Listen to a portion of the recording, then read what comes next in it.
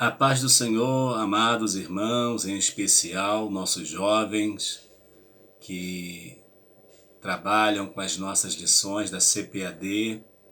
Estamos na nossa 9ª lição, uma lição muito especial, quando falaremos sobre o 6º sinal, a cura de um cego de nascença. O texto principal vai dizer assim: enquanto estou no mundo, sou a luz do mundo. João capítulo 9, versículo 5. Resumo da lição. Jesus sempre esteve consciente de estar vivendo segundo a perfeita vontade do Pai. Esse milagre que Jesus vai realizar vai ser lá na Judéia. E o interessante é que uma vez mais vai ser em um dia de sábado. E por causa disso, Jesus vai sofrer duras sanções por parte daqueles homens, daqueles religiosos.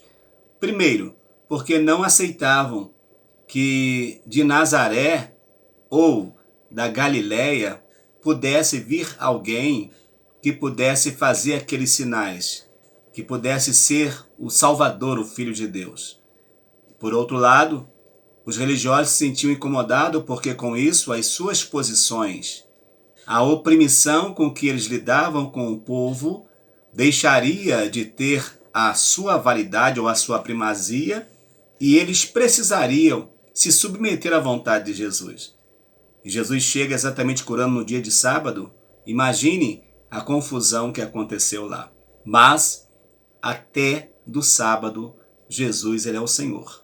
Guarde isso. Até do sábado, da segunda, da terça, da quarta, da quinta, da sexta, do sábado, do domingo, Jesus é o Senhor. Quais são os objetivos da nossa lição? Primeiro, apresentar o 6º sinal relatado por João.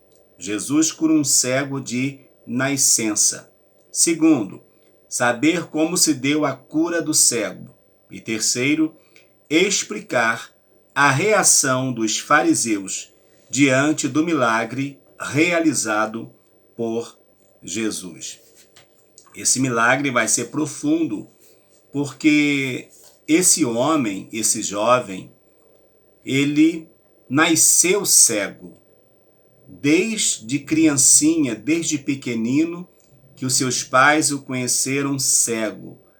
Os seus vizinhos conheceram ele como cego, mas quando ele encontra com Jesus, deixou de ser cego. Graças a Deus, que deixou de ser cego fisicamente e cego espiritualmente. Porque o pior cego não é o cego da vista natural, mas é o cego que não tem nenhuma compreensão espiritual das coisas do Senhor nosso Deus.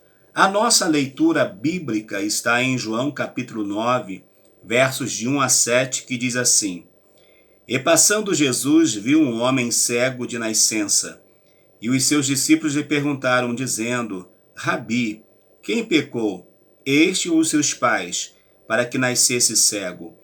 Jesus respondeu: Nem ele pecou, nem seus pais, mas foi assim, para que se manifestasse nele as obras de Deus. Convém que eu faça as obras daquele que me enviou enquanto é dia. A noite vem, quando ninguém pode trabalhar. Enquanto estou no mundo, sou a luz do mundo.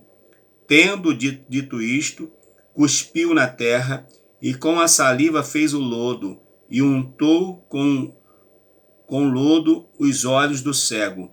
E disse-lhe: Vai e lava-te no tanque de Siloé, que significa o enviado. Foi, pois, e lavou-se e voltou vendo. O verdadeiro enviado estava ali, que era Cristo, que veio do céu, veio de Deus para nos perdoar, para nos libertar do nosso pecado. E agora ele envia esse homem cego para poder estar ali, para ser lavado os seus olhos e voltar a enxergar. É coisa assim maravilhosa da parte do Senhor nosso Deus. A nossa introdução vai dizer assim: Jesus está de volta à Judéia, outra vez em Jerusalém. ele prossegue seu ministério no centro religioso político de Israel. Mais um sinal de sua divindade será manifesto, tocando em pontos sensíveis das crenças judaicas e provocando forte reação nos fariseus.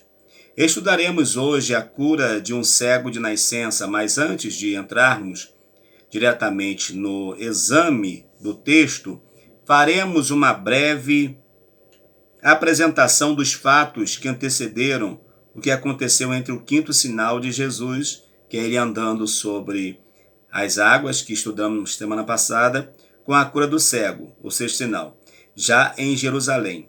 A finalidade é proporcionar uma visão mais completa possível do conteúdo do Evangelho de João.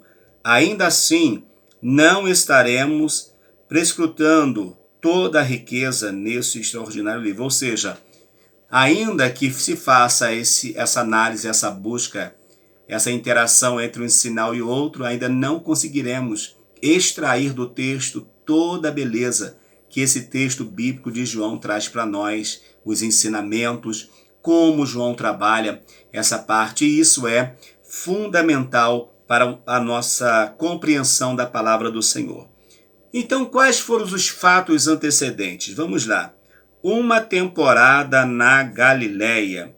Depois de andar sobre as águas no mar da Galileia, Jesus fala à multidão em Cafarnaum, principal cidade da região, e se apresentava como o pão da vida, o verdadeiro pão do céu, dado pelo Pai. Jesus permaneceu por algum tempo pelas cidades da Galileia, evitando a Judéia, pois os judeus estavam tentando matá-lo. É óbvio que até Jesus, sabendo disso e também entendendo que ainda havia muito para que o seu ministério fosse pregado, fosse realizado, Jesus não podia se dar, vamos dizer assim, a sua vontade de estar lá naquele momento, na Judéia, porque eles tentariam matá-lo. E isso faria antes do tempo. Porque no tempo determinado Jesus se entregaria, mas não seria morto como eles queriam fazê-lo. Então Jesus vai estar em Cafarnaum e visitar as cidades ali adjacentes a Cafarnaum. E, conforme falamos sempre, né, Cafarnaum é a casa, possivelmente, aonde Jesus morava, inclusive a casa que é tirada ao telhado, possivelmente. Então, nós vamos entender que Jesus tinha uma vida muito ligada a Cafarnaum, até por causa das suas viagens marítimas, né, que ele fazia nas travessias. Nós vemos dois casos de que o vento se levantou, mas não quer dizer que Jesus só fez essas duas viagens a barco, não. Ele pode ter feito outras tantas viagens com os seus discípulos, mas tem esses dois registros importantes. Então Jesus, por entender que havia uma perseguição velada contra ele em Jerusalém, por quê? Porque ele havia expulsado os cambiadores de lá, do pátio, que vendiam, que estavam fazendo da casa do pai, comércio. Então os religiosos ficaram possessos contra o Senhor Jesus para tirarem a sua vida a qualquer custo. E a segunda fase do seu ministério, como já destacamos. Com a iminência da festa dos tabernáculos, com a chegada da festa, os irmãos Jesus sugerem que ele vá a Jerusalém para que também seus discípulos pudessem ver as obras que fazia. Então nós vamos ver que Jesus ele vai ser convidado por sua família para ir à festa dos tabernáculos, mas Jesus não vai com eles. Jesus não vai com eles. Com certeza, Jesus não queria ser alguém que fosse ou paparicado ou apresentado por sua família. Está aqui Jesus, está aqui o Filho de Deus. Não, nada disso. Jesus ele vai cumprir o seu ministério, mas de uma forma muito humilde, sem querer ser, sabe, essas estrelas que tem em nossos dias, que querem brilhar mais do que Jesus, inclusive na igreja. Jesus não era assim. Jesus queria ir, mas não anunciando aos quatro ventos ou aos quatro cantos que ele estaria em Jerusalém. Mas ele vai à festa sim, ele vai estar lá na festa. O texto de João 7, 3 a 5 nos mostra que Jesus enfrentava a incredulidade dentro de sua própria casa. Fato que nem mesmo seus irmãos criam nele. Eles não acreditavam em Jesus. Primeiro, que às vezes as pessoas não acreditam por desdenho, por inveja e por ver que as obras que Jesus realizava estavam além daquelas que eles realizavam. Então isso aí provocava neles, a exemplo do que José provocou nos seus irmãos, uma inveja terrível. Eles também não criam em Cristo, acredito até por causa de inveja. É igual na sua igreja. Na sua igreja também acontece assim. Na minha igreja, onde eu congrego, também é assim. No meio do povo de Deus é assim. Quando alguém se levanta para pregar, para cantar, para fazer a obra, vai ter sempre aquele dizendo assim, isso aí é só mais um, daqui a pouco ele para, daqui a pouco desanima. Mas por quê? Às vezes é por causa do desdém, por causa da inveja. O número 2 vai dizer assim, não é chegado o meu tempo. Jesus não respondeu aos seus irmãos como um homem natural. Falou-lhes como filho de Deus, expondo sua missão. Isaías profetizou a rejeição que o Messias teria. Isaías 53, 3. Isso não fez dele uma pessoa ressentida. Jesus sempre consciente de estar vivendo segundo a perfeita vontade de Deus. O mesmo caso de José. José fora vendido pelos seus irmãos. E quando ele tinha, usar uma expressão nossa, a faca e o queijo na mão para se vingar dos seus irmãos, ele vai dizer, não precisa ficarem preocupados, porque eu estou aqui por vontade de Deus. Se eu não estivesse aqui, toda a nossa geração poderia morrer por causa da fome. Mesma coisa Jesus. Podia ficar ressentido porque os seus irmãos não criam nele, mas ele não deixou isso aí criar raiz no seu coração. Não, pelo contrário, ele vai amar sua mãe, seus irmãos e amar a todos nós, mesmo quando nós falhamos contra ele. Mesmo quando nós pecamos contra ele, ele continua nos amando de forma extraordinária. Não podemos nos deixar afetar por qualquer insinuação, provocação ou desprezo, tá vendo? Se alguém desprezar você, falar de você, insinuar que você não é um bom crente, não é um bom líder, não deixe essas setas ganharem lugar no seu coração, por favor. Se estamos certos disso, fiquemos tranquilos, perseveremos nosso coração e não nos entreguemos à tristeza ou à angústia. Vamos perseverar, vamos manter o nosso coração firmados em Deus, porque senão o inimigo ele vai conseguir êxito contra a nossa vida, porque ele vai entender o nosso ponto fraco e vai partir para cima de nós. Mas se nós tivermos um comprometimento com a palavra e com Deus, o Senhor nos dará a vitória. Jesus vai à festa. Depois de seus irmãos terem ido a Jerusalém, Jesus faz o mesmo, mas não manifestamente, mas como oculto. Foi o que eu falei. Jesus não queria ser apresentado que estaria ali, porque Jesus sabia a intenção deles, mas Jesus vai à festa. No meio da festa, foi ao templo e ensinava aos judeus, falando de sua missão. E no último dia da festa falou da obra do Espírito Santo no interior dos que recebessem. Sua mensagem provocava distintas reações da multidão. Alguns criam ser ele o Cristo, mas o fato é de ter sido conhecido como o Nazareno, o Galileu, produzia muita dúvida. Como pode? Mas o Salvador, o rei, não tem que vir da descendência de Davi? Davi não é de Belém? Como pode esse ser Galileu? Como pode esse ser Nazareno e ser de Belém? Ser herdeiro do trono? Só que eles esqueceram que Jesus nasceu em Belém. José precisou ir em Belém para fazer o censo. E lá em Belém Jesus nasceu. Jesus não foi um cidadão que nasceu fora da pátria, como tem brasileiros que nascem em outros países e pessoas de outros países que nascem no nosso. Não, Jesus precisou ir lá em Belém. E lá em Belém ele vai nascer né? José precisou ir. Jesus vai nascer lá. Para quê? Para cumprir a palavra do Senhor nosso Deus. Aí diz ainda que essa mensagem então trazia dúvida. Nosso resumo dos fatos antecedentes ainda inclui a ida de Jesus ao Monte das Oliveiras, onde costumava orar, seu retorno ao templo para ensinar e o perdão da mulher adúltera, a mulher que é pega no ato de adultério. Tá certo? Tem a mulher do capítulo 8, que ela é pega no ato adulterano, mas cadê o homem?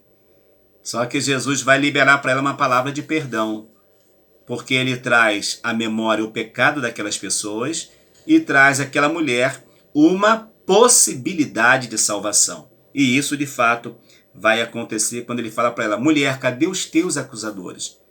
E ela fala: Senhor, não tem nenhum acusador aqui. Então Jesus fala: nem eu te condeno, mas vai e não peques mais.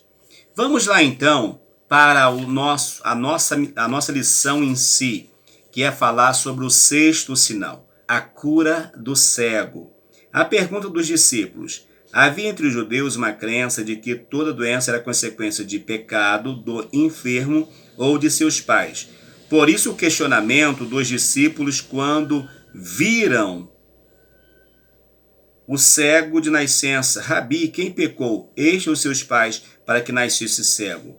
A grande questão da razão do sofrimento humano inquieta muita gente e já fomentou grandes debates ao longo da história. É uma grande temeridade tentar responder essa e outras grandes questões da vida através de filosofias ou pressupostos teológicos que escolhem esse ou aquele extremo. Então nós vamos ver que o pecado, a doença não é uma consequência direta do pecado. A doença está aí sim por causa do pecado, mas você não está doente porque você pecou. Nós ficamos doentes por causa do pecado que herdamos de Adão. Então a enfermidade passou a todo mundo. Nenhum está isento. Não é porque somos cristãos, por exemplo, que não ficamos enfermos. Como alguém fala: está enfermo é porque está em pecado. Não, não tem nada a ver. Outros que são assim um pouco até mais radicais ainda falam: não, é Deus pesando a mão. Queridos, não vamos olhar dessa forma.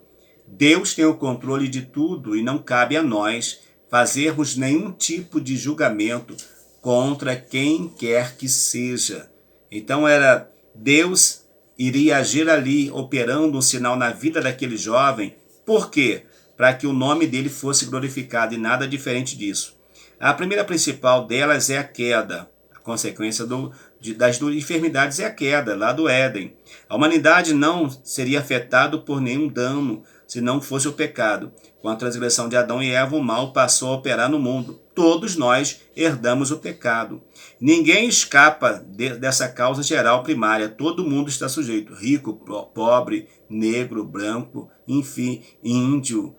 Não tem isso. Todos nós sofremos. Até os animais também sofrem a consequência da queda. Diz mais ainda: além dela, existem também causas específicas, isto é, pecados pessoais que podem trazer terríveis consequências ao indivíduo. Sim, se a pessoa, por exemplo, comete o pecado de usar drogas, por exemplo, ele está pecando contra o seu corpo, ele vai ter uma consequência ou não? Vai ter uma consequência, o seu corpo vai pagar a conta depois. Quem bebe, quem vive entregue ao álcool, ele vai ter uma consequência de quê? De ter uma cirrose. Pode ter problemas terríveis depois no seu estômago. Quem fuma muito ter problemas no pulmão, consequências de uma escolha que foi feita.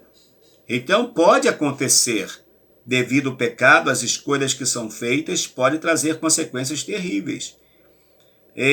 Ainda o indivíduo, ele pode, dentro disso aí, estar, por exemplo, infelizmente, os jovens que compartilham drogas na mesma seringa, um pode contrair a doença do outro, mas por causa do quê? Das suas ações. Então, é uma consequência, é a lei, a famosa lei da semeadura. O que se faz, vai colher, não tem jeito. E também há a questão das causas espirituais. Quando pode ser uma seta maligna, uma ação do diabo contra a vida da pessoa. Pode acontecer também de ser uma seta maligna. Só o Senhor para ter misericórdia de cada um de nós, ok? O 2 diz, as obras de Deus. No caso do cego em questão, a situação era outra. Não decorria de pecado ou qualquer causa espiritual de índole pessoal, ou seja, ele não estava assim porque cometeu um erro, não. Era a glória de Deus que seria manifesta através da sua vida. De fato, aquela cura, além de expressar a misericórdia de Deus para o cego e sua família, teve amplo efeito imediato e o testemunho chegou até nós. Estamos falando sobre esse cego hoje. Foi um testemunho que rompeu a história, rompeu os anos, rompeu os séculos. E nós estamos aqui falando desse homem. O sofrimento também pode ser permitido por Deus como prova de nossa fé para o desenvolvimento do caráter de Cristo em nós e um maior conhecimento de sua pessoa e vontade. É muito fácil quando está tudo bem as pessoas estarem às vezes na igreja dando glória a Deus, aleluia. Mas quando aperta as pessoas somem. Outros já são ao contrário. Precisa estar dentro, passando por uma certa dificuldade para que eles continuem recorrendo à pessoa bendita do nosso Senhor e Salvador Jesus Cristo. O exemplo disso, de uma ação do mal, é a questão da disputa que Satanás fez a respeito de Jó. Satanás queria ver a queda de Jó, queria que Jó mentisse, transgredisse a lei do Senhor. Mas o Senhor sabia quem era Jó. E Jó sofre tudo, passa por tudo, mas ele vai glorificar ao Senhor nosso Deus. O terceiro fala a luz do mundo. Antes de curar o cego, Jesus fala aos discípulos sobre o significado do sinal que iria realizar. Mostra seu poder de tirar o homem das trevas e trazê-lo para a luz, imediatamente antes do milagre. Sou a luz do mundo. Jesus é a luz do mundo. Jesus é a luz do mundo não só para aqueles que estão, cegos fisicamente, mas Jesus é a luz para aqueles que estão cegos espiritualmente, principalmente isso. A cura do corpo é ótima, é excelente, mas a cura da alma, a cura espiritual é melhor ainda. Por quê? Caso eu morra aqui, eu estou com o Senhor Jesus na eternidade. É outra coisa. Assim como aquele homem que tinha uma cegueira congênita, toda a humanidade estava espiritualmente cega e Jesus veio trazer luz para os homens. E em um mundo de tanta escuridão e engano, em Cristo temos luz perfeita para o nosso caminho e luz para a nossa vida. Jesus é a luz perfeita para todos nós. Jesus vai se apresentar como a luz do mundo e vai nos enviar hoje também como sendo a luz. Ele vai dizer, vós sois o sal da terra e a luz do mundo. E isso é muitíssimo importante. Te convido a vir comigo no canal, se inscrever no canal, acionar as notificações e receber sempre a poderosa palavra do Senhor nosso Deus. Vamos ao terceiro tópico? Diz assim, a reação dos fariseus. De novo o sábado. A hipocrisia e a cegueira espiritual dos fariseus eram tão grandes que pouco se importaram com o milagre em si, com a bênção extraordinária recebida por aquele homem. Aquele homem era cego de nascença. Aqui não fala qual a idade dele, se tinha 25, se tinha 20, se tinha 19, se tinha 22, se tinha 30. Mas tudo indica que ele era ainda uma pessoa que os seus pais ainda estavam vivos. Então tudo indica que fosse uma pessoa não tão velha. Porque ele fala assim, vamos perguntar ao pai dele, vamos procurar saber. Mas alguém vai dizer, olha, mas ele já é de maior. Então ele responde por suas ações. Então aqui nós vemos que a primeira coisa que fizeram quando souberam da cura foi dizer que este homem não é de Deus, pois não guarda o sábado. Falando que tanto de Jesus que curou, quanto do homem que foi curado. Engraçado, o homem ficou tanto tempo enfermo e agora chega a cura e ele vai dizer, não quero. Ah, para com isso. A hora que chegou a bênção, ele vai dizer, eu não quero a bênção porque é sábado. Olha, irmãos, isso aí é muito estranho, né? É muito estranho. Se fosse para o mal, nós até diríamos, é verdade, não deveria ser assim. Mas para o bem, não fazer o bem a uma pessoa, não amar uma pessoa, estar mais preocupado com o dia do que o amor, do que expressar o amor, isso é muito terrível. Então nós vamos ver que essa questão espiritual do povo era muito terrível, era muito difícil, porque o povo olhava mais a questão cerimoniais do que a prática maior, que era a prática do amor. Ele quer que nós nos santifiquemos em tudo, espírito, alma e corpo, em toda a nossa maneira de viver. Deus não quer nos ver preocupado com datas, com luas, o que pode comer, o que não pode comer, o que pode vestir, o que não pode vestir. Não é só isso, mas nós precisamos demonstrar no dia a dia que de fato nós refletimos a glória de Deus, a manifestação de Deus. Por causa dessa cura no sábado, Jesus e o jovem vai ser submetido a um interrogatório. Os fariseus submeteram o ex-cego a um tenso interrogatório, chegando a ponto de duvidarem do seu quadro anterior de cegueira. Parece-nos que aquele homem ainda era bem jovem, pois os fariseus foram em busca de seus pais para contarem, para dizer de fato se ele era cego ou não. Os quais lhe disseram, tem idade, perguntai a ele mesmo. Ou seja, contra a prova não há argumento. A prova estava de um ex-cego, que ficou cego desde a nascença, desde pequenininho, mas agora está glorificando a Deus, agora está exaltando ao Senhor. De volta ao jovem, insistiam que Jesus era um pecador e que ele, o ex-cego, deveria dar glória a Deus. É certo que tanto os fariseus quanto o próprio moço não reconheciam Jesus como Messias, o Cristo, Filho de Deus. Mas havia uma diferença clara de compreensão espiritual entre eles, pois o jovem já reconhecia que Jesus era temente a Deus e fazia a vontade de Deus. Jesus vai expressar ser diferente dos demais religiosos da época, porque Jesus vai permitir que aquele jovem experimente a grandeza, o poder, a manifestação do poder de Deus, quando o Senhor lhe dá a sua visão novamente. Ele vai entender que aquele homem ali era diferente.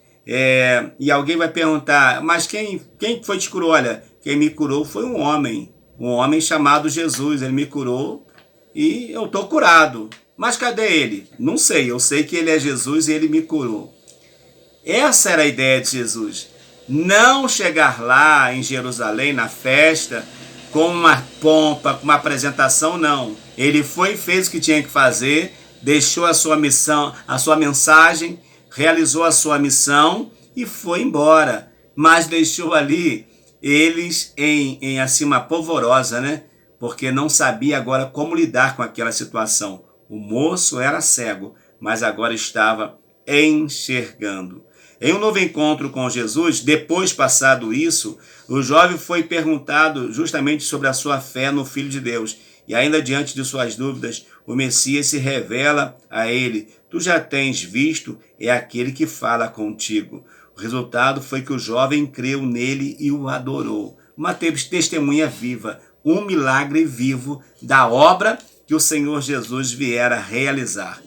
Ele ainda não conhecia Jesus, mas já sabia que estava diante de um homem diferente. E agora ele vai ver em Jesus a expressão máxima da glória do Senhor nosso Deus.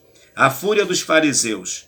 Enquanto o ex-cego passou a conhecer Jesus como Filho de Deus, os fariseus se endureceram ainda mais. As respostas do jovem acerca de Jesus os deixaram furiosos, porque se consideravam espiritualmente superiores. Eles queriam sempre ser superior a Jesus, mas não adiantava, ali estava, como ele mesmo disse, antes que Abraão existisse eu sou maior do que Abraão. Então, querendo aqueles homens ou não, ali estava um que era maior a eles, maior do que eles. E esse homem é o nosso Senhor. Não era, não, é o nosso Senhor e Salvador Jesus Cristo, como diz o escritor. Ao nome do Senhor Jesus vai se dobrar homens, mulheres, pessoas, crianças, jovens, doutores, políticos, juízes, todos se dobrarão diante do Senhor. Querendo ou não, terão que se dobrar e confessar que Jesus é o Senhor, para a glória de Deus Pai. Que coisa maravilhosa! Mas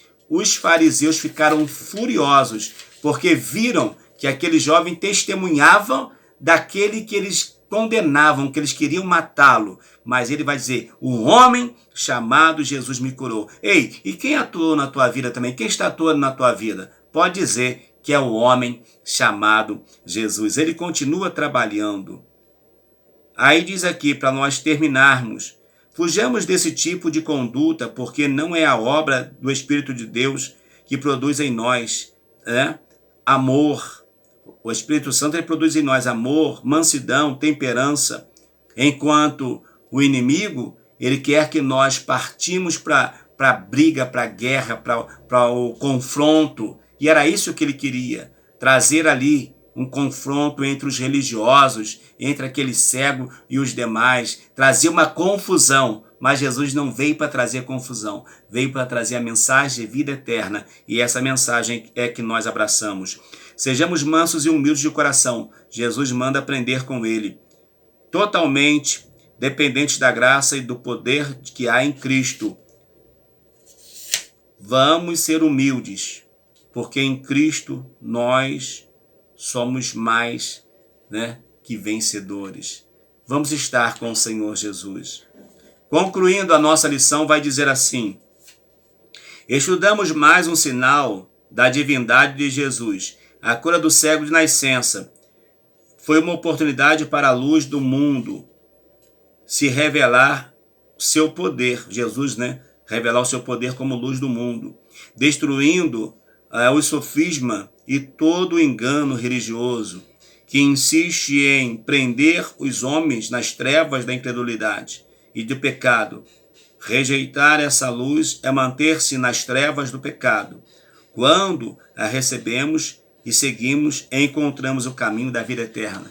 Disse Jesus, eu sou a luz do mundo, eu sou o caminho, eu sou a verdade. Esse é o Jesus que nós servimos. A lição 10ª vai ser Jesus, o bom pastor. Eu sou o pastor Valmir Ribeiro. Obrigado a você que tem assistido às nossas aulas, tem participado comigo. Tem sido uma bênção a sua participação. E se você chegou até agora, se não deu o seu joinha, dê o seu joinha. Compartilhe essa mensagem, compartilhe esta aula. Edifique a vida de mais alguém, tá bom? Que Deus te abençoe. Eu sou o pastor Valmir Ribeiro e te aguardo na nossa próxima aula, em nome de Jesus. Amém.